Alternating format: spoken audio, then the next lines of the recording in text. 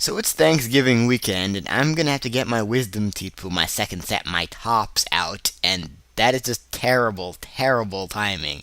I'm not gonna be able to eat anything during Thanksgiving, I don't think. Maybe if I get lucky, cause yeah, I got my tops. And I think the last time I talked about getting my wisdom teeth out, I was also in a battle, and I was like going to Caitlyn as my intro, and now I'm going to Marshall, so that's kind of cool. So yeah, wisdom teeth again, round two, the final round. I don't know. It wasn't fun last time, and I won't be able to talk properly for at least like 3 days. So, gonna be pre-recording a lot of stuff. So, yeah.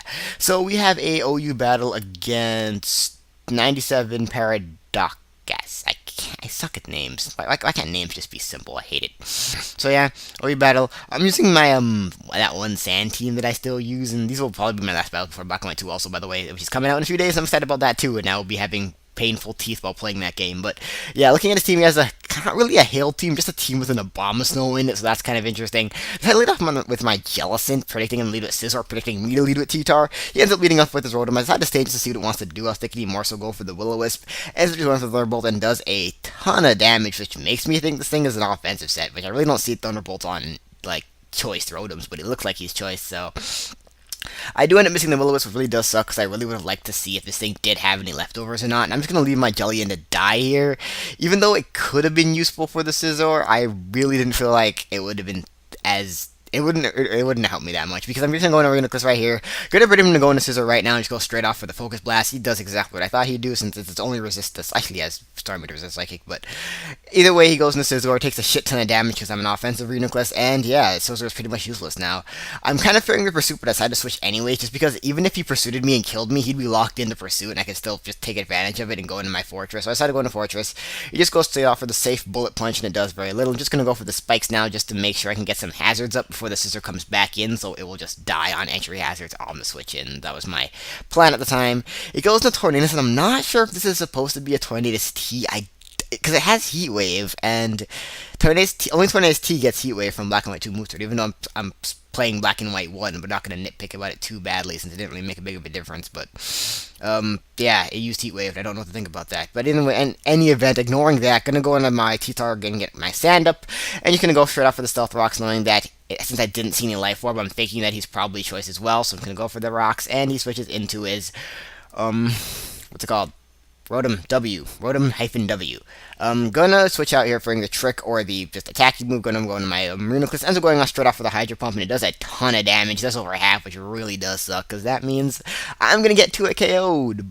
So I'm just going to stay and go for the recover, because I kind of just went whatever. But he actually ends up missing that Hydro Pump, which is just like, dang, that really does suck, since the second one probably would have taken me out unless Max Min wanted to be extremely nice to me. But the recover really didn't help me at all, because I just ended off with lower HP. I probably just should have went straight for the Psychic, but again, I thought I was going to die, so I really wasn't thinking. But just going to go for the Psychic now. That easily going to take him out at that range, because he isn't defensive at all. And I'm an offensive Reuniclus, which is the best kind of Reuniclus. I don't care what standard sets say. I like this set a lot. So Tornadus comes in now. I'm just going to stay in to see what he wants to do. He ends up going for the U-turn, predicting my switch, and that's fine. I was thinking I may be able to live it, and because I was thinking he really wouldn't have any offensive investment, but it still takes me out, which does make me kind of sad. So I believe I just went for the recovery there anyway, so that would have been nice if it didn't kill me. But he's going to go to Starmie on the U-turn, and I'm like, okay, I do a quick calc, and I find out that Landorus's Earthquake plus Sand Power will be able to kill any variant of Starmie at that range, so I decided just to go for it, and it takes out the Starmie, which is really awesome. So Starmie dies really easily, which is nice. I guess he didn't, and I'm Scarfed, obviously. That's how I outsped him. So yeah, goes to Abomasnow now. Takes a pretty decent hefty chunk from Stealth Rocks plus Spikes, which is really nice. And he does get his Hail up, which is really only for the Abomasnow. I can't call it a Hail team if I don't see a Curum. That's my bias for it. That's my basis for a Hail team, I should say. Just gonna go straight into my T-Tar, knowing that it's probably a special attacker. And after I get my Sand up, he really can't do much to me. Seems I'm going for the Blizzard, and it does a ton of damage because he got a crit, which really sucks because it's just gonna lower my T-Tar survivability. And this Sand team doesn't really depend on the Sand as much as my Rain team, but it still prefers the Sand, obviously, but not a big of a deal. He's gonna go for the Ice Beam here just to hit him pretty hard. He ends up going into his Tornadus. The reason I didn't go with the Fire Blast actually was because I was scared it was missing, and B, I knew Ice Beam would be able to take it out after the Sandstorm, so I just went for the safe Ice Beam. And so switching into Tornadus, nothing dies, so worked out for me. And he makes a really weird play here, decides to switch into a Scizor to die to the hazards, which really, I don't know. He really should have picked a better time to do that. People are really bad at knowing when to fodder things off to hazard. A lot of people are really bad at that. I don't know why, but maybe he forgot about them. I don't know.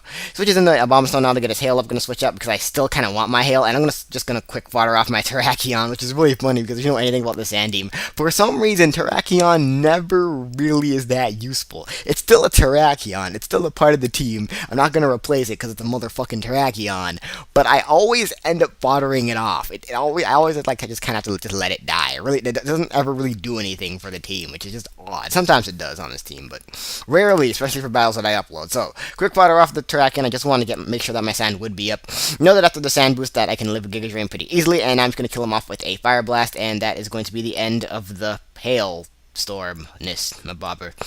So, yeah, Fire Blast can take it out. Thank God I didn't miss. I probably should have played a little safer more for the crunch or something, but man, I felt a little risky. Alright, so he has what, 2 guys left? Or just 1 guy left? I think he just has, yeah, he has the last guy left, which is his Dragonite. I'm just gonna stay and go for the Ice Beam. Not really sure what kind of Dragonite it is, obviously, so I'm just gonna go for the Ice Beam. And I'm going for the Outrage. I'm thinking it's banded, so I'm like, okay, all I have to do is hit a Stone Edge, and I could win. But if I miss, I lose. So I'm like, alright, Stone Edge, don't be a jerk. I know you only have like 20 accuracy, but don't. And then it misses, and I'm like, really? God, and now I lose. But apparently, I guess this thing isn't banded. That, or I'm just overestimating how strong banded Dragonite is. Either way, Outrage doesn't kill me, so I don't think it's banded, and it's not, well, it could be Scarfed, I guess, because I'm Scarfed as well, but either way, I do hit my second Stone Edge. That's going to take out the Dragonite pretty easily. Get a crit, most likely did not matter after the Sand Force, and the fact that Multi-Skill was broken by the Stealth Rocks, and I took a little extra damage from Sandstorm, so that's going to be a good game, and not a pretty quick OU battle. It wasn't the greatest battle, but again, I need some stuff to post because when this will be posted, my wisdom teeth will have been pulled and I will be unable to speak, probably, or eat, and it will just be it's going to be a sad week. So, see you guys later.